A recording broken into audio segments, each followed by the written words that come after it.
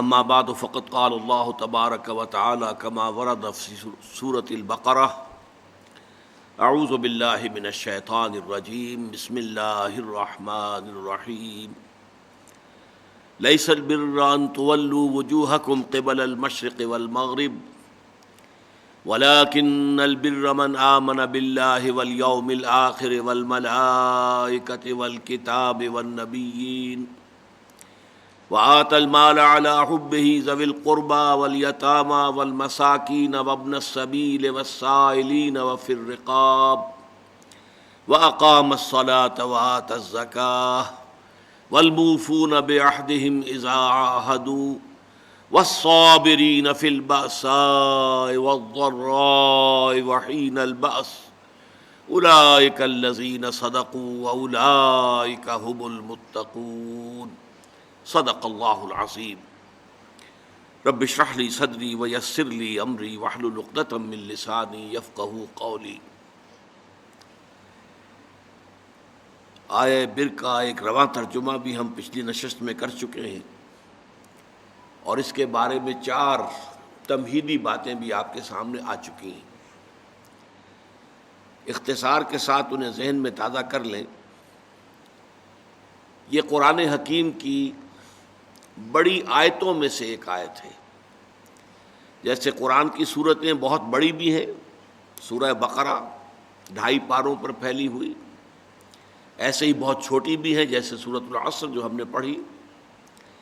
اسی طرح آیات بھی بہت بڑی بھی ہیں، بہت چھوٹی بھی ہیں، اور یہ تمام امور توقیفی ہیں کہ حضور کے بتانے پر معین ہوا کہ یہ آیت ہے، یہ صورت ہے۔ اب یہ جو آیہ مبارکہ ہے قرآن حکیم کی 20 صورتیں اس سے چھوٹی ہیں، اور سورۃ العصر سے تو یہ تقریباً 3.5 گنا ہے اپنے حجم میں۔ دوسری بات یہ کہ یہ ہمارے اس منتخب نصاب کا موزوں ترین درس نمبر 2 ہے۔ سورۃ العصر میں نجات کے لیے 4 شرائط، 4 لوازم بیان ہوئے ایک ایک لفظ میں، الا الذین آمنوا۔ یہاں اس ایمان کی تشریح ہو گئی، من آمن باللہ والیوم الآخر والملائکۃ والکتاب والنبیین۔ جیسے بند کلی جو تھی وہ کھل گئی، 5 پتیاں ظاہر ہو گئی۔ سورۃ العصر میں ایک نام ہے عمل الصالح، یہاں اس کے 3 بڑی شاخیں جو ہے سامنے آئیں۔ انسانی ہمدردی، خدمت خلق، نمبر 2 عبادات، نمبر 3 معاملات انسانی میں ایفاء عہد۔ تیسری چیز جو ہے تواصی بالحق، اس کے ضمن میں یہاں کوئی معین لفظ نہیں ہے، لیکن وہ بھی انڈرسٹوڈ ہے، امپلائڈ ہے، وہ بعد میں واضح ہو جائے گا۔ چوتھی چیز کیا تھی سورۃ العصر میں؟ وتواصوا بالصبر۔ یہاں صبر کے 3 مواقع کا بیان ہو گیا، والصابرین فی الباساء والضراء وحین الباس۔ تنگی میں، فقر و فاقہ میں صبر کرنا، تکلیف میں، مضرت میں، کوئی پرسیکیوشن ہے، کوئی ٹارچر ہے، اسے جھیلنا، اور سب سے بڑی بات میدان جنگ میں ثابت قدم رہنا۔ یہ در حقیقت وہی سورۃ العصر جو ہے گویا کہ کھلی ہے، اور کھل کر اس نے ایک پھول کی شکل اختیار کی۔ تیسری بات یہ سامنے آ چکی کہ اس آیت کا موضوع کیا ہے۔ نیکی کے ایک محدود تصور کی نفی کرتے ہوئے نیکی کا ایک جامع ہماگیر تصور سامنے لانا، اور اس کے ضمن میں عرض کر چکا ہوں کہ یہ انسان کی ایک لازمی ضرورت ہے۔ برے سے برا انسان بھی کسی نہ کسی نیکی کا اہتمام کر کے اپنے ضمیر کو مطمئن کرتا ہے، اگرچہ میں برا ہوں، اگرچہ میرا معاملہ یوں ہے اور ایسا ہے، لیکن میں یہ بھی تو کر رہا ہوں نا۔ چنانچہ اس کے ضمن میں واقعہ یہ ہے کہ بڑا پیارا شعر ہے، ایک کسی غیر معروف شاعر کا ہے کہ بقدر پیمانہ تخیل سرور ہر شے میں ہے خودی کا، اگر نہ ہو یہ فریب پہم تو دم نکل جائے آدمی کا۔ یہ فریب پہم جو ہے، انسان اپنے آپ کو دھوکہ دیتا ہے اپنی نیکیوں کے ذریعے سے، حالانکہ بالفعل اس کی پوری زندگی جو ہے بدی کا ایک مظہر بنی ہوئی ہے، برائیوں کے اندر بچھڑا ہوا ہے، لیکن یہ کہ کوئی نہ کوئی نیکی کا اہتمام انسان کرتا ہے۔ بہرحال اس پس منظر میں جامع تصور، نیکی کہتے کسے ہیں، پھر اس کے جو مختلف مظاہر ہیں ان میں ترتیب کیا ہے، اولین اہمیت کس شے کی ہے، ثانوی کیا ہے، پھر تیسرے درجے میں کیا ہے، یہ اس آیہ مبارکہ کا موضوع ہے۔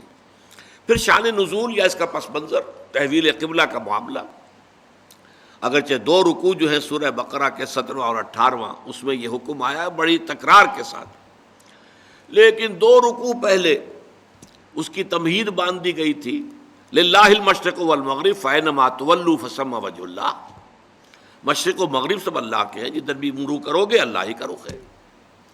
لیکن اس کے بعد بھی اگر کوئی ریزیڈیول ایفیکٹ رہ گیا، اس لیے کہ اس کو بہت بڑے پروپیگنڈے کی بات بنا لیا تھا یہودیوں نے، اور مسلمانوں میں کافی سادہ دل، سادہ لوح مسلمان بھی تھے، اور آپ کو معلوم ہے کہ جو اوس اور خزرج کے مسلمان تھے مدینے کے، اکثر و بیشتر نو مسلم تھے، ابھی تازہ تو ایمان لائے تھے، ابھی وہ ایمان پورے طور سے ان کے دلوں میں جاگزین نہیں ہوا تھا، لہذا ان کے دلوں میں اس پروپیگنڈے سے تشویش پیدا ہوئی۔ تو اب آخر درجے میں 3 رکوعوں کے بعد پھر یہ 22ویں رکوع کی پہلی آیت ہے، لیس البر ان تولوا وجوہکم قبل المشرق والمغرب، سخن شناس نئی دل برا خطائی جاست۔ اگر تمہیں اب بھی تشویش ہے تو اس کی وجہ یہ ہے کہ تم نیکی کی حقیقت کو نہیں سمجھ رہے، تم مظاہر پرست بن گئے ہو، تمہاری نگاہیں صرف ظواہر کو دیکھ رہی ہیں، نیکی کی اصل حقیقت کیا ہے، اگر اس کو سمجھ لو گے تو یہ تشویش ختم ہو جائے گی۔ اب آگے بڑھیے، نیکی کی اصل حقیقت کے ضمن میں سب سے پہلی بات جو آئی اس آیہ مبارکہ میں وہ ایمان کا ذکر ہے۔ عام طور پر تو سوچا جائے گا کہ نیکی کا تعلق تو عمل سے ہوتا ہے، ایمان جو ہے وہ کسی عمل کا نام نہیں، ایمان تو در حقیقت ایک ذہنی اور قلبی کیفیت ہے، لیکن واقعہ یہ ہے کہ نیکی کی اصل روح جو ہے وہ ایمان ہے، اس لیے کہ ہر عمل کے 2 پہلو ہوتے ہیں، ایک عمل کا ظاہر ہے اور ایک اس کا اصل مقصد، باطنی طور پر اس عمل سے مقصود کیا ہے، موٹیویشن کیا ہے، جذبہ محرکہ کیا ہے۔ یہ 2 چیزیں بالکل علیحدہ ہیں۔ ہمارے اپنے مشاہدے میں ہوتا ہے، جب الیکشن آنے والے ہیں تو ہم دیکھتے ہیں کہ بڑے بڑے چودھری سرمایہ دار عام حالتوں میں جو جھگیوں میں جانا تک پسند نہ کرے، وہ اپنے سفید براق کپڑے پہن کر اچھے، اور وہ جھگیوں میں جائیں گے اور وہاں جا کر گارے میں اور مٹی میں لتھڑے ہوئے بچوں کو اٹھائیں گے، پیار کریں گے۔ کیوں؟ سب کو معلوم ہے کہ یہ اس لیے ہو رہا ہے، یہ اصل نیکی نہیں ہے، انہیں ووٹ چاہیے، الیکشن آنے والا ہے، تو ووٹوں کے حصول کے لیے یہ سب کچھ ہو رہا ہے۔ تو گویا کہ موٹیو لوگوں کے سامنے ہے تو وہ اسے نیکی شمار نہیں کر سکتے۔ تو یوں سمجھ لیجئے کہ نیکی کے ظاہر کو صرف نہیں دیکھنا کہ یہ نیکی کا کام ہے، بلکہ دیکھنا یہ ہوگا کہ اصل میں اس کی موٹیویشن کیا ہے، اس کا جذبہ محرکہ کیا ہے۔ وہ جذبہ محرکہ ہے جو ایمان کے ذریعے سے، ایمان باللہ، ایمان بالآخرہ، یہ دونوں ایمانیات وہ ہیں، اگرچہ ان کے بارے میں تفصیلی مباحث تو بعد میں آئیں گی، جو اس منتخب نصاب کا دوسرا حصہ ہے، لیکن یہ کہ ابھی جان لیجئے کہ ایمان باللہ، ایمان بالآخرہ، ان دونوں کے اندر نیکی کے لیے ایک مثبت جذبہ محرکہ بھی ہے اور بدی سے بچنے کے لیے ایک منفی جذبہ محرکہ بھی ہے۔ اللہ کی محبت، love of God, to please اللہ، اللہ کو راضی کرنا، رضائے خداوندی کو اپنا مقصود بنا لینا، یہ جذبہ محرکہ ہے جس کے تحت انسان نیکی کرے، بھلائی کرے، خیر کرے، یہ مثبت جذبہ ہے۔ لیکن اس کے ساتھ ہی منفی پہلو بھی، اللہ ناراض نہ ہو جائے، اللہ کی سزا سے بچنے کے لیے، اللہ کی ناراضگی سے بچنے کے لیے انسان نیکی کا کام کرے، بدی سے رکے۔ اسی طرح جذبہ آخرت جو ہے، ایمان بالآخرہ، تو جنت کی طلب میں نیکی کا کام کرنا اور دوزخ سے بچنے کے لیے بدی سے بچنا، تو گویا کہ ایمان بالآخرہ اور ایمان باللہ دونوں میں مثبت پہلو بھی ہے، منفی بھی ہے۔ لیکن عام طور پر ایمان باللہ کا جو تذکرہ ہوتا ہے وہ منفی جذبے، مثبت جذبے کی حیثیت سے ہوتا ہے۔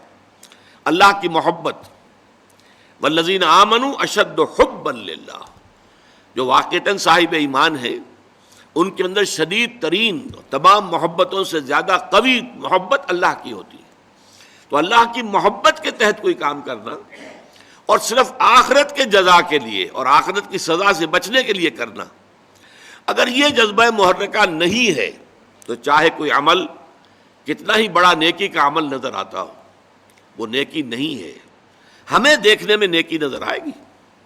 ایک شخص نماز پڑھ رہا ہے لیکن اس کا جذبہ محرکہ کیا ہے؟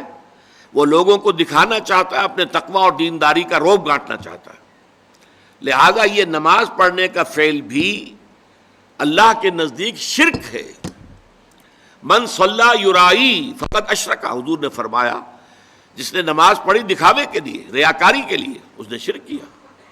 ومن صام یرائی فقط اشرک، جس نے دکھاوے کے لیے روزہ رکھا اس نے شرک کیا. ومن تصدق یرائی فقط اشرک، جس نے خیرات اور صدقہ اور لوگوں کے لیے جو ہے کوئی ان کی امداد کے کام کیے دکھاوے کے لیے، اس نے شرک کیا. بظاہر نیکی کے کام ہے، چوٹی کے کام ہے، نماز بھی، روزہ بھی، صدقہ بھی، لیکن یہ کہ اللہ تعالیٰ انہیں شرک قرار دے رہا. کیوں؟ کہ وہ جذبہ محرکہ پیچھے جو ہے وہ صحیح نہیں ہے. وہ لوگوں کو دکھانا ہے، لوگوں پر اپنی نیکی کا اور دینداری کا روب گانٹنا ہے. اس اعتبار سے نیکی کی بحث میں اولین بحث ایمان کی آئی ہے. وَلَٰكِنَّ الْبِرَّ مَنْ آمَنَ بِاللَّهِ، اصل میں تو نیکی اس کی ہے جو سب سے پہلے ایمان لائے اللہ پر، والیوم الآخر، اور قیامت پر. یعنی اللہ کی محبت سے کمتر درجے میں اگر کوئی قابل قبول جذبہ محرکہ ہے تو اخروی جزا ہے. دنیا میں اس کام کا کوئی اجر مطلوب نہ ہو. اگر آپ کوئی کام کر رہے ہیں دنیاوی اجر کے لیے تو وہ کاروبار ہے. اب ظاہر بات ہے دکاندار دکانداری کر رہا ہے تو دنیاوی اس کو منافع مطلوب ہے، اسی کے لیے بیٹھا ہوا ہے، کوئی حرام شے نہیں ہے. لیکن آپ نیکی کا لبادہ اوڑھیں اور بظاہر نیکی کا کام کر رہے ہوں اور اس میں دنیا داری مقصود ہو، اس میں دنیاوی نفع اور دنیاوی فوائد مطلوب ہوں، تو یہ معاملہ جو ہے یہ در حقیقت عبادت خدا کی ہے. یہاں پر تو نوٹ کرنا پڑے گا کہ سوائے اللہ تعالیٰ کی محبت کے یا کمتر درجے میں اخروی جزا و سزا اس کے سوا کوئی اور جذبہ محرکہ نہ ہو. یہاں سے اس مسئلے کا حل بھی ملتا ہے کہ بہت سے لوگ سوچتے ہیں کہ یہ کفار بھی بہت سے ہوتے ہیں، بہت نیکی کے کام کرتے ہیں، پن کے ثواب کے کام. یہ ہمارے ہاں گنگا رام اتنا بڑا ہسپتال بنا کے چلا گیا اور بڑے بڑے کام کرتے ہیں، فاؤنڈیشنز قائم کرتے ہیں. سوال یہ کہ تجزیہ کیجئے ان کا جذبہ محرکہ کیا ہے. اگر وہ اللہ کو نہیں مانتے، خدا کو نہیں مانتے، آخرت کو نہیں مانتے، ظاہر بات ہے کہ انسان حیوان عاقل ہے، اس کا کوئی فعل اور عمل بغیر مقصد کے نہیں ہوتا، کچھ نہ کچھ مقصود ہے. اگر وہ اللہ کو نہیں مانتا، آخرت کو نہیں مانتا تو مقصود کیا ہے؟ کوئی دنیاوی شہرت ہے، دنیا میں اپنے لیے وہ نام پیدا کرنا چاہتا ہے دنیا میں، اور آج کل تو اس سے بھی بڑھ کر ہے، فاؤنڈیشنز بنا دیے گئے تاکہ انکم ٹیکس میں ہمیں ریلیف مل جائے، فلاں جگہ سے ہمیں فائدہ ہو جائیں گے، سرکار دربار میں رسائی ہو جائے گی، اس کے لیے بلائیں گے، صدر کو بلائیں گے، گورنر کو بلائیں گے، یہ ذریعہ بن جائے گا ہمارا ان تک پہنچنے کا. لیکن یہ سارے موٹیوز اگر ہیں تو یہ نیکی کے کام نہیں ہے. قرآن مجید میں 3 مقامات پر واضح کیا گیا ہے کہ جب تک ایمان نہ ہو تو نیکی کے اعمال جو ہیں، ایک جگہ فرمایا ہے سراب کے مانند ہے، جنہیں پیاسا جو ہے پانی سمجھتا ہے، حقیقت میں پانی نہیں ہوتا. ایک جگہ کہا گیا ہے کہ وہ راکھ کے ڈھیر کے مانند ہوئے کہ جس پر ذرا سی تیز ہوا کا جھونکا آتا ہے تو راکھ بکھر جاتی ہے. ایک جگہ فرمایا گیا قیامت کے دن اللہ تعالیٰ ان جو نیکیوں کے ڈھیر لوگ لے کر آئیں گے، ایسی نیکیاں، ریاکاری والی نیکیاں، لوگوں کو دکھانے والی نیکیاں، جن کی پشت پر اصل ایمان باللہ اور ایمان بالآخرت نہیں تھا، تو اس کو یہ ہے کہ قدمنا الی ما عملوا من عمل جعلناہ ھباء منثورا، جیسے کہ ٹھوکر مار کر اور ہوا میں ان کو اڑا دیا جائے. تو سب سے پہلی بحث نیکی کے ضمن میں کیا ہے؟ جذبہ محرکہ، نیت کی تصحیح، جس کے لیے کہ بڑی مشہور حدیث ہے انما الاعمال بالنیات انما لکل امرئ ما نویٰ. نیکیوں کا دار و مدار نیت پر ہے، اور انسان کو وہی کچھ ملے گا جس کی کہ اس نے نیت کی ہوگی. نیت درست ہے تو وہ عمل نیکی کا ہے، نیت درست نہیں ہے تو چاہے وہ بظاہر کتنا ہی بڑا نیکی کا عمل نظر آ رہا ہو، اعلیٰ کے میزان میں اس کی دھیلے کی وقت نہیں ہے. پہلی بات تو یہ ہوئی. اور اگلی بات کیا ہے؟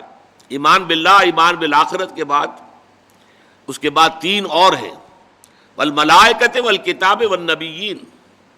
ان تینوں کو جوڑنے سے در حقیقت ایمان بالرسالت وجود میں آتا ہے۔ ملائکہ ہیں جو وحی لے کر آتے رہے ہیں انبیاء اور رسل کے پاس، اس وحی کا ریکارڈ ہوا ہے کتابوں کی شکل میں، اور جن کے پاس وہ وحی آئی ہے وہ نبی ہے۔ نبیوں میں سے پھر جن کو معین کر دیا گیا کہ فلاں قوم، فلاں شہر، فلاں بستی، فلاں علاقے کی جا کے لوگوں کو خبردار کرو، وہ رسول ہو گئے۔ یہ رسالت کا ذکر نیکی کے ضمن میں کیوں آیا ہے؟ بڑی گہری بات ہے۔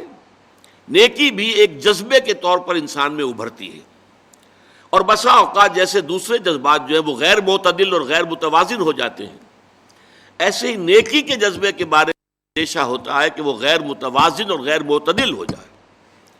چنانچہ قرآن مجید میں سورہ حدید میں جو ہمارے اس منتخب نصاب کی آخری صورت ہے، اس میں واضح کیا گیا ہے حضرت عیسیٰ علیہ السلام کے پیروکاروں نے رہبانیت ایجاد کر لی۔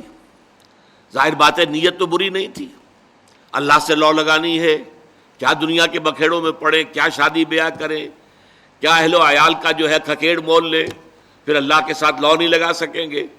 اس جذبے کے تحت انہوں نے رہبانیت ایجاد کر لی، لیکن خلاف فطرت بات تھی بالکل، کیونکہ فطرت کے خلاف گویا کہ دھینگا مشتی کر رہے تھے۔ اس لیے کچھ لوگ تو ہے کہ جو پابند رہے، جو پابندیاں اپنے اوپر لگا لی تھی ان کو انہوں نے نبھایا، اور کچھ لوگ وہ ہیں کہ جو اندر خانے جو ہیں ان کی خلاف ورزی بھی کرتے رہے۔ کرسچین مناسٹریز جو تھیں، یہ راہب خانے، ان کے تہخانوں کے اندر حرامی بچوں کے قبرستان بنتے چلے گئے، اور آج دنیا میں آ رہا ہے۔ رومن کیتھولکس پیس کے بارے میں جو ان کا کچا چٹھا آج پوری دنیا میں ٹیلی ویژن کے ذریعے سے عام ہو رہا ہے۔ ابھی کل ہی کی خبر تھی کہ ایک بہت بڑے اس نے بشپ نے استعفیٰ دیا ہے اپنا، اور پوپ نے اس کا استعفیٰ بھی منظور کر لیا ہے۔ یہ سب کچھ کیوں ہو رہا ہے؟ کہ تم فطرت کے خلاف چلنا چاہتے ہو۔ لہذا نیکی کے لیے ایک ماڈل کی بھی ضرورت ہے کہ جس کے حوالے سے انسان دیکھے کہ نیکی کا جذبہ کس حد تک رہنا چاہیے۔ بسا اوقات انسان میں جذبہ ابھرتا اپنا سب کچھ اللہ کی راہ میں دے دوں، لیکن یہ جذبہ جو ہے ہو سکتا ہے کچھ ہی عرصے کے بعد آپ پر پچھتاوا طاری ہو جائے، یہ میں کیا کر بیٹھا۔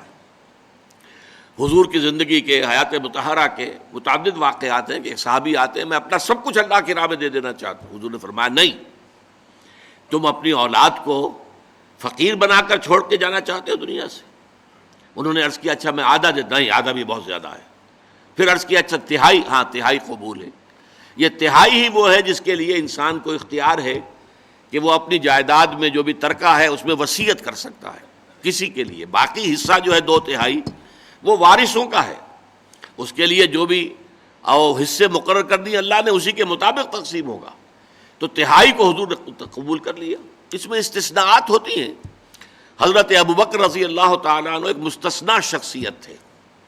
اسی طرح غزوہ تبوک کا واقعہ جو ہے وہ بھی ایک بہت مستثنیٰ موقع تھا۔ اس پر یقیناً حضرت ابوبکر کا تمام مال جو بھی ان کے پاس تھا وہ سارا حضور نے قبول کر لیا، لیکن یہ عام حالات میں نہیں۔ عام حالات میں کہ اعتدال ہو، معتدل روش ہو۔ چنانچہ صحابہ کرام میں سے بھی بعض کے اندر عبادت کا جذبہ اتنا ابھرا، یہ بخاری شریف کی روایت ہے، اور 3 اشخاص نے آپس میں یہ طے کیا کہ چلے ذرا ازواج مطہرات جو حضور کی بیویاں ہیں امہات المومنین، ان سے چل کر معلوم کرتے ہیں حضور مہینے میں کتنے روزے رکھتے ہیں نفلی، اور کتنی رات کا کتنا حصہ آپ عبادت کرتے ہیں۔ اب گئے ازواج مطہرات نے جو کوئی حقیقت تھی بتا دی۔ حضور کی زندگی تو کھلی کتاب تھی، اس میں کوئی شے چھپی ہوئی نہیں تھی، کوئی راز نہیں تھا۔ انہیں وہ کچھ کم معلوم ہوا کہ حضور کا مقام اور مرتبہ، اور صرف یہ کہ فرض کیجئے رات کے 2 گھنٹے آپ عبادت کر رہے ہیں، باقی آپ آرام بھی کرتے ہیں۔ مہینے میں 4 5 6 روزے آپ نے رکھے، باقی آپ جو ہے دن افطار میں کرتے۔ یہ ہے نفلی روزوں کا معاملہ، رمضان کے نہیں۔ رمضان کے تو سارے روزے ہر ایک کو رکھنے ہیں۔ تو انہوں نے آپس میں کہا کہ حضور کا معاملہ تو یہ ہے کہ اللہ تعالیٰ نے ان کے سب اگلے پچھلے گناہ معافی کر دیے ہیں، لہذا حضور کے لیے تو اتنی عبادت کافی ہے، ہم تو گناہ گار لوگ ہیں، ہمارے لیے یہ کافی نہیں ہے۔ ایک نے کہا میں پوری رات کھڑا رہوں گا، بالکل اپنے بستر سے کمر نہیں لگاؤں گا۔ دوسرے نے کہا میں ہمیشہ روزہ رکھوں گا، ہر روز روزہ رکھوں گا، کبھی ناغہ نہیں کروں گا۔ تیسرے نے کہا میں شادی بیاہ نہیں کروں گا، یہ کھکیڑ مول نہیں لوں گا جس سے خام کا توجہ جو ہے اللہ تعالیٰ کی طرف سے ہٹ جائے۔ حضور کو خبر ملی، حضور نے بلایا، طلب فرمایا، اظہار ناراضگی فرمایا، اور بہت غیر معمولی بات ہے کہ آپ نے یہ فرمایا کہ دیکھو میں تم سب سے بڑھ کر متقی ہوں اور سب سے بڑھ کر جو ہے اللہ تعالیٰ کا عبادت گزار ہوں، لیکن میں رات کو سوتا بھی ہوں اور نماز پڑھتا بھی ہوں، میں مہینے میں روزے بھی رکھتا ہوں اور نہیں بھی رکھتا، اور میں نے شادیاں کی ہیں، میری متعدد ازواج ہیں۔ فمن رغب عن سنتی فلیس منی، تو جان لو جو میری سنت کو پسند نہیں کرے گا اس کا پھر مجھ سے کوئی تعلق نہیں ہوگا۔ یعنی یہ اعتدال ہے جو تمہیں برقرار رکھنا ہے، اس اعتدال کے ساتھ چلنا ہے۔ ماڈل لقد کان لکم فی رسول اللہ اسوۃ حسنہ، تمہارے لیے اللہ کے رسول صلی اللہ علیہ وسلم کی شخصیت کے اندر ایک نمونہ ہے۔ اس نمونے میں وہ توازن ہے، وہ اعتدال ہے کہ اس میں ترک دنیا بھی نہیں ہے، دنیا پرستی بھی نہیں ہے۔ حضرت عائشہ فرماتی ہے کہ حضور ہمارے مابین بیٹھے ہوتے تھے، پیار محبت کی باتیں ہوتی تھی۔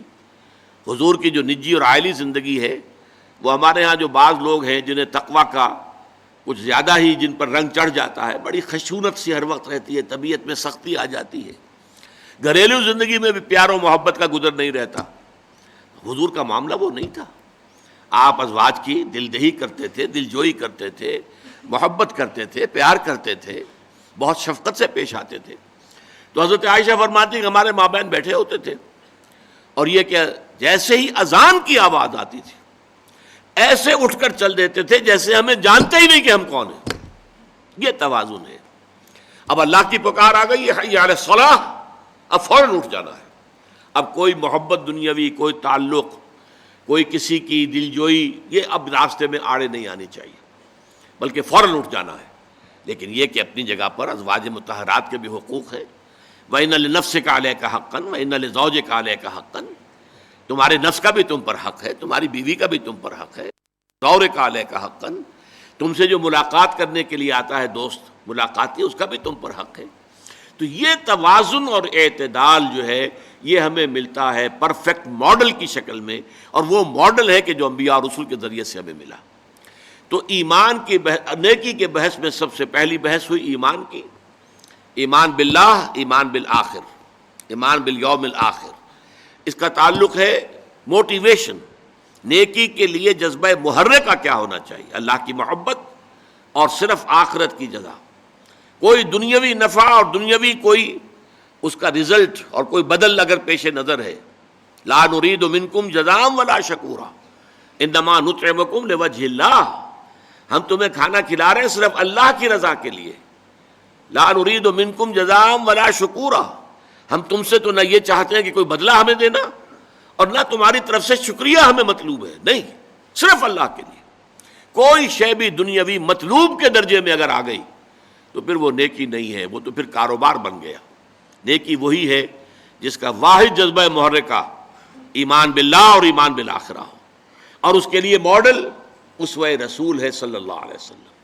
اب آگے آئیے، وَآتَى الْمَالَ عَلَىٰ حُبِّهِ ذَوِي الْقُرْبَىٰ وَالْيَتَامَىٰ وَالْمَسَاكِينَ وَابْنَ السَّبِيلِ وَالسَّائِلِينَ وَفِي الرِّقَابِ، اور انہوں نے مال دیا عَلَىٰ حُبِّهِ، عَلَىٰ آتا خلاف کے لیے، مال کی محبت کے باوجود، اس کو ایک ثقیل اردو میں ہم علی الرغم بھی کہتے ہیں، علی الرغم، کسی شے کے ہوتے ہوئے، ڈسپائٹ سم تھنگ، اگرچہ مال محبوب ہے۔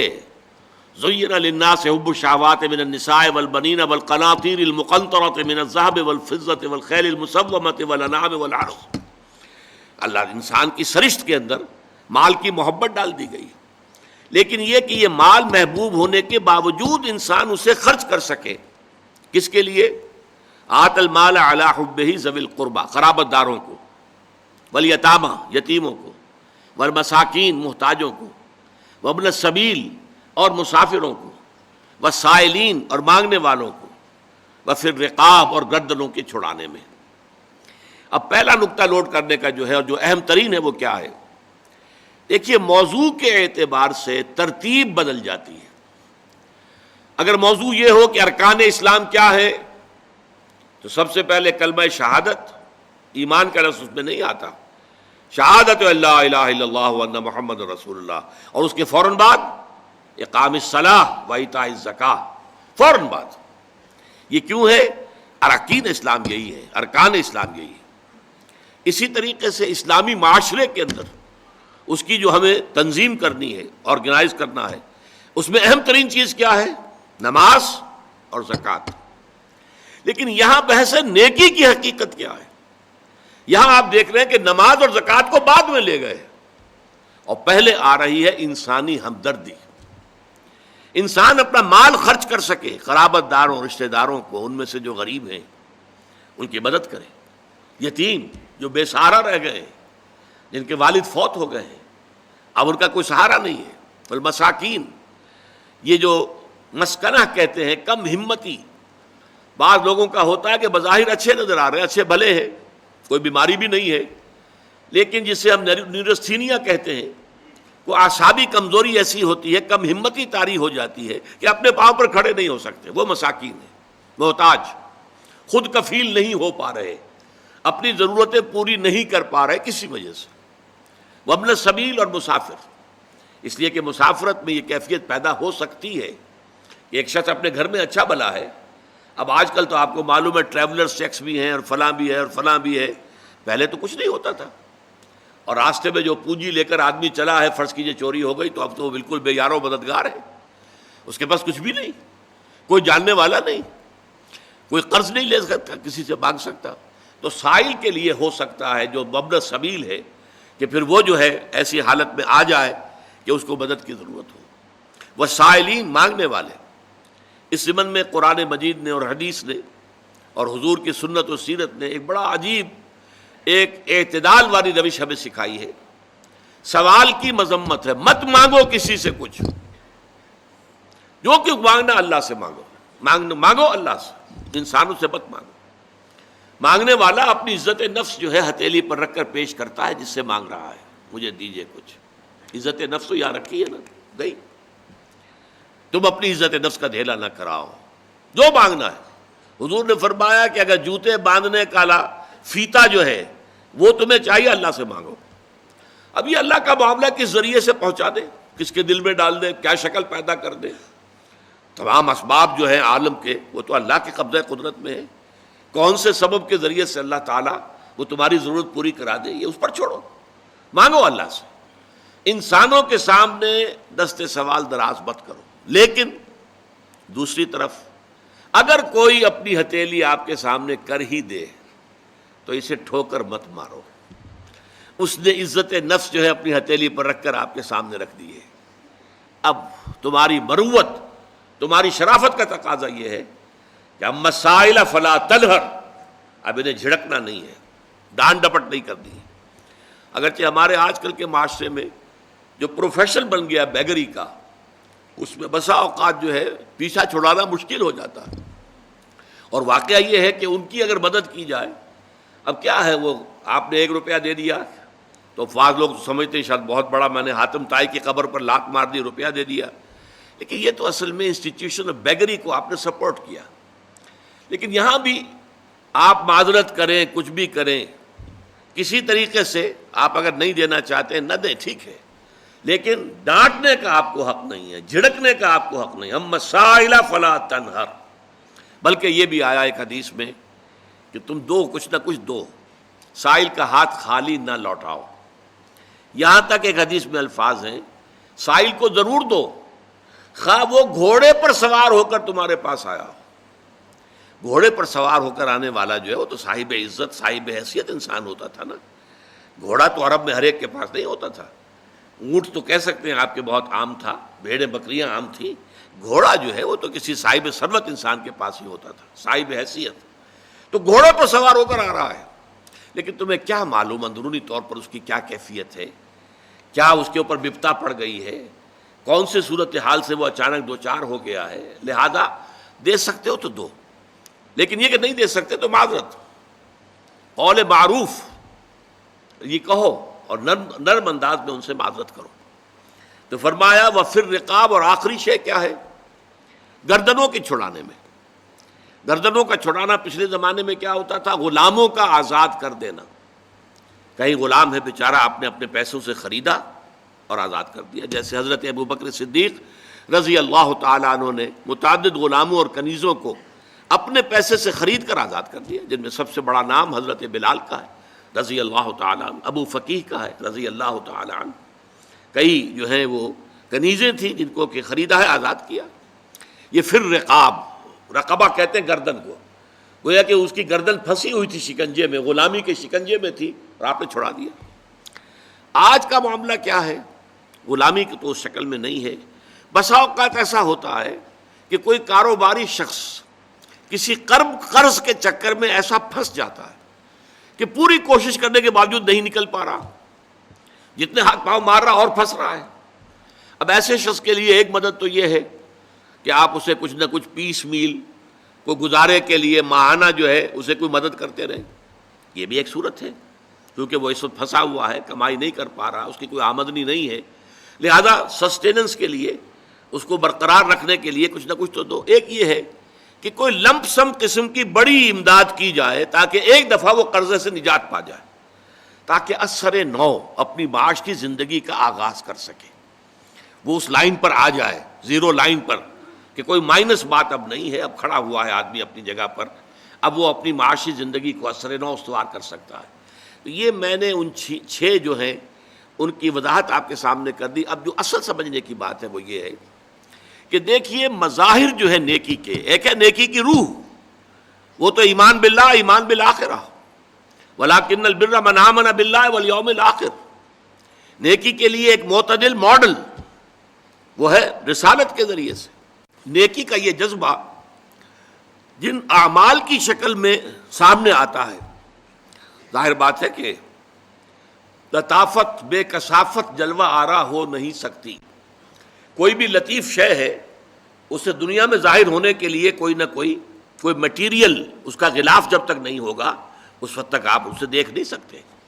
تو یہ لطافت جو ہے اندر ایمان کی، ایمان باللہ، ایمان بالآخرہ، یہ اعمال کی شکل میں ظاہر آئے گی۔ ان اعمال میں اولین عمل جو ہے وہ انسانی ہمدردی کا عمل ہے۔ نماز بھی بعد میں ہے، وَأَقَامَ الصَّلَاةَ وَآتَى الزَّكَاةَ، اور اس کی وضاحت میں بعد میں کروں گا، لیکن یہ کہ اولین شے جو ہے خدمت خلق اور انسانی ہمدردی۔ وہ جو ایک شعر ہے بہت پامال ہے، سب لوگ جو ہیں ان کو یاد بھی ہوگا، درد دل کے واسطے پیدا کیا انسان کو، ورنہ طاعت کے لیے کچھ کم نہ تھے کروبیاں۔ یہ انسان کے اندر اگر درد نہیں ہے، ایک حدیث میں الفاظ آئے ہیں، من یحرم الرفق فقد حرم الخیر کلہ، جو شخص دل کی نرمی سے محروم ہو گیا وہ تو گویا کہ کل کی کل نیکی سے محروم ہو گیا، خیر سے محروم ہو گیا۔ کٹھور دل انسان ہے، سخت دل انسان ہے، کسی کو تکلیف میں دیکھ کر، آج یہاں کوئی نہیں ہے کہ جن کو بٹھانے کا انتظام کرے، ذرا آپ لوگ آگے آ جائیے تاکہ جو آ رہے ہیں ان کی جگہ ہو۔ عام طور پر یہاں لوگ کھڑے ہوا کرتے ہیں، آج معلوم ہوتا ہے کہ کسی شخص کو تکلیف میں دیکھ کر اگر آپ کا دل پسیجتا نہیں ہے، آپ کے دل میں رقیق کسے کہتے ہیں؟ پتلا، رقیق مادہ پتلا، رقت قلب، دل میں نرمی پیدا ہو جائے۔ دل میں نرمی اگر پیدا نہیں ہوتی ہے تو پھر جان لیجئے، میں ایک بہت سخت بات کہنے لگا ہوں، ایک شخص عالم ہو سکتا ہے، مفتی ہو سکتا ہے، فقیہ ہو سکتا ہے، مفسر ہو سکتا ہے، محدث ہو سکتا ہے، عابد ہو سکتا ہے، زاہد ہو سکتا ہے، نیک نہیں ہو سکتا اگر انسانی ہمدردی کا مادہ اس کے دل میں نہیں ہے۔ بات سمجھ لیا آپ نے پوری؟ یہ ہے ترتیب کے اندر مضمر۔ نماز اور زکوٰۃ کا ذکر بعد میں، وَآتَ الْمَالَ عَلَىٰ حُبِّهِ ذَوِي الْقُرْبَىٰ وَالْيَتَامَىٰ وَالْمَسَاكِينَ وَابْنَ السَّبِيلِ وَالسَّائِلِينَ وَفِي الرِّقَابِ، یہ پہلے آ رہا ہے۔ اور آپ میں سے بہت سے حضرات کو یاد ہوگی چوتھے پارے کی پہلی آیت، جو اس معاملے میں یوں سمجھیے قول فیصل، لَن تَنَالُوا الْبِرَّ حَتَّىٰ تُنْفِقُوا مِمَّا تُحِبُّونَ، تم ہرگز نیکی کے مقام کو نہیں پہنچ سکتے جب تک خرچ نہ کرو اس میں سے جو تمہیں محبوب ہے۔ اگر آپ کا مال ایسا ہے جو دل سے اتر گیا ہے، کپڑے بوسیدہ ہو گئے ہیں دے دیے غریب کو، جوتے ٹوٹ گئے دے دیے کسی کو، یہ نہیں ہے، یہ نیکی نہیں ہے۔ نیکی کیا ہے؟ مما تحبون، جو تمہیں پسند ہو وہ مال۔ لن تنالوا البر، یہ نوٹ کر لیجیے جنہیں عربی سے کوئی تھوڑا سا بھی کوئی مس ہے، کہ لام اور نون کے ساتھ جو نفی آتی ہے فعل مضارع کے اندر، اس سے زیادہ تاکیدی نفی نہیں. لن تنالوا البر، ہرگز نہیں پہنچ سکتے نیکی کے مقام کو، حتی تنفقوا مما تحبون، جب تک کہ تم خرچ نہ کرو اس میں سے جو تمہیں پسند ہو. اپنے محبوب مال کو جب تک خرچ نہیں کرو گے اللہ کی رضامندی کے لیے، اللہ کی رضا جوئی کے لیے، اس وقت تک نیکی کا مقام حاصل نہیں کر سکتے. حدیث میں نے آپ کو سنا دی. من یحرم الرفق، رفق کہتے ہیں دل کی نرمی، اسی سے لفظ رفیق بنا ہے. رفیق وہ ہیں جو آپس میں ہمدرد ہیں، غم گسار ہیں، ایک دوسرے کا درد بانٹنے والے ہیں، ایک دوسرے کے دکھ کو اپنے دل میں محسوس کرنے والے ہیں. میں نے ہمدردی کی وضاحت پچھلی نشست میں کی تھی. ہمدردی، ہم جماعت، ایک جماعت میں پڑھنے والے، ہم عصر، ایک زمانے کے لوگ. ہمدرد وہ جن کا درد جو ہے وہ کامن ہے، مشترک ہے، ایک کے درد کو دوسرا محسوس کر رہا ہے. خنجر چلے کسی پہ تڑپتے ہیں ہم امیر، سارے جہاں کا درد ہمارے جگر میں ہے. یہ ہے در حقیقت نیکی کی اصل روح. میں پھر دوہرا رہا ہوں، جس میں یہ نہیں ہے. جو بخیل ہے، جو کٹھور دل ہے، جو سخت دل ہے، وہ عابد ہو سکتا ہے، زاہد ہو سکتا ہے، مفسر ہو سکتا ہے، محدث ہو سکتا ہے، فقیہ ہو سکتا ہے، مفتی ہو سکتا ہے، لیکن نیک نہیں ہو سکتا. یہ قرآن کا فتویٰ ہے، لن تنالوا البر حتی تنفقوا مما تحبون. پھر اس میں ایک بات اور نوٹ کیجئے، اس میں ترتیب بھی لازمی ہے. سب سے پہلا حقدار جو ہے آپ کے نیک سلوک کا وہ آپ کے قرابت دار ہیں. الاول فالاول، الاقرب فالاقرب. ہمیشہ قرآن مجید میں سب سے پہلے ذی القربیٰ، وآت ذی القربیٰ حقہ والمسکین وابن السبیل ولا تبذر تبذیرا. یہ بھی ہمارے منتخب نصاب کی آیت ہے سورہ بنی اسرائیل کی. اور تم حق ادا کرو جو ذی القربیٰ ہیں، قرابت دار ہیں، رشتہ دار ہیں. یہ خاص طور پر بات کیوں کہی جاتی ہے؟ عام طور پر قرابت داروں میں، قریبی رشتہ داروں میں شکر رنجیاں ہوتی ہیں. اب فلاں جو ہے، فرض کیجئے کہ کوئی چھوٹا بھائی فوت ہو گیا یا بڑا بھائی فوت ہو گیا ہے. اب دوسرا بھائی جو ہے اچھا ہے، جو فوت شدہ بھائی ہے اس کے حالات اب خراب ہیں، بیوہ ہے، بچے ہیں، کوئی ذریعہ معاش نہیں ہے. اور یہ شخص جو ہے وہ صاحب ثروت ہے، صاحب دولت ہے. یہ اوروں کو تو خیرات دے گا، اپنے یتیم بھانجا اور بھتیجوں کو نہیں دے گا. کیوں؟ انہوں نے یہ کیا تھا، انہوں نے یہ کیا تھا، انہوں نے فلاں وقت یہ کہہ دیا تھا، وہ بھابھی نے فلاں وقت جو ہے میرے ساتھ یہ معاملہ کیا تھا. اس حوالے سے شکر رنجیوں کی وجہ سے ان کو چھوڑ کر دور دراز جا کر ریوڑیاں بانٹی جائیں گی، لیکن جو اصل حقدار ہیں ان کو چھوڑ دیا جائے. اس کا تجزیہ کیجئے. اس کا مطلب ہے یہ اللہ کے لیے نہیں دیا جا رہا. اگر اللہ کا جذبہ ہو اللہ کو راضی کرنا تو پھر تو دیکھو کہ اللہ نے سب سے پہلا حقدار کس کو بنایا. پھر تو دیکھنا ہوگا ترتیب اللہ کی. اللہ کی ترتیب میں تو آت المال علی حبہ ذوی القربى، ذوی القربى سب سے پہلے ہے. اس کے بعد یتامى ہیں، مساکین ہیں، وابن السبیل ہیں، والسائلین ہیں، وفی الرقاب ہیں. لیکن اولین جو ہیں وہ ذوی القربى ہیں. حدیث آتی ہے کہ حضور نے فرمایا من احب للہ وابغض للہ واعطى للہ ومنع للہ فقد استقبل الایمان. جس نے اگر کسی سے محبت کی تو اللہ کے لیے محبت کی، کہ اللہ کو پسند ہے کہ اس سے محبت کی جائے. اور کسی سے بغض اور عداوت رکھی تو وہ بھی اس لیے کہ اللہ کو پسند ہے کہ اس سے بغض رکھا جائے. اور اگر کسی کو کچھ دیا تو اس لیے کہ اللہ کو اس کا دینا پسند ہے. اور کسی سے کچھ روکا تو اس لیے روکا کہ اللہ کو اس کا روکنا پسند ہے. یعنی انسان کے تمام اعمال کا اصل موٹو جو ہے وہ ذات باری تعالی اور اس کے احکام اور اس کی پسند، اس کی ناپسند بن جائے.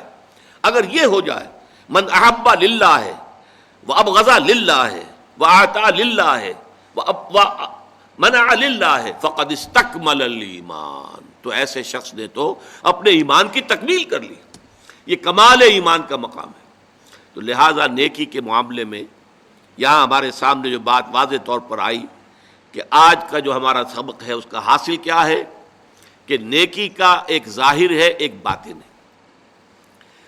ہمارے اللہ تعالیٰ کے نزدیک نیکی اصل میں وہ اس کے باطن کے حوالے سے نیکی ہے، ظاہر کے حوالے سے نہیں. اگرچہ ظاہر کی اپنی جگہ اہمیت ہے.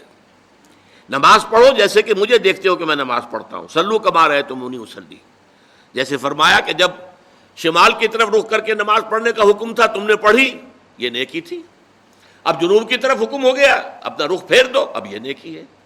اس وقت وہ اللہ کا اور اس کے رسول کا حکم تھا، اب یہ اللہ کا اور اس کے رسول کا حکم ہے۔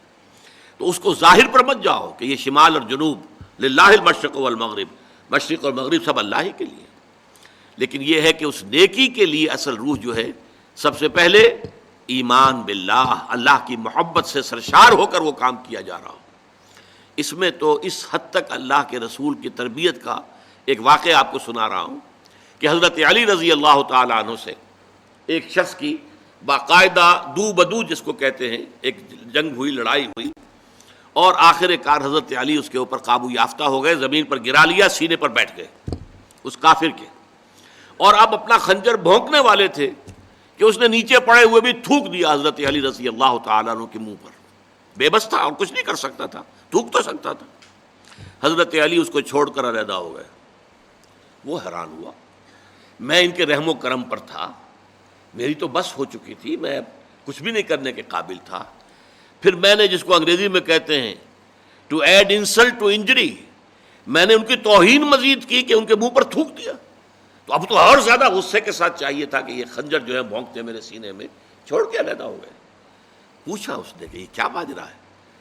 فرمایا دیکھو میری تم سے کوئی ذاتی مخاصمت نہیں، کوئی ذاتی دشمنی نہیں، میں تمہیں اپنی کسی ذاتی سبب پر میں قتل نہیں کر رہا تھا، صرف اللہ کے لیے، لیکن جب تم نے میرے منہ پر تھوک دیا تو میری عزت نفس جو ہے اس میں ایک ری ایکشن پیدا ہوا، اس عزت نفس کے اندر انتقام کا جذبہ ابھرا۔ اب اگر میں تمہیں قتل کرتا تو یہ صرف اللہ کے لیے نہ ہوتا، اس میں میرے ذاتی انتقام نفس کا عنصر بھی شامل ہو جاتا، اور یہ مجھے گوارا نہیں۔ اور وہ شخص اسی واقعے پر ایمان لے آیا۔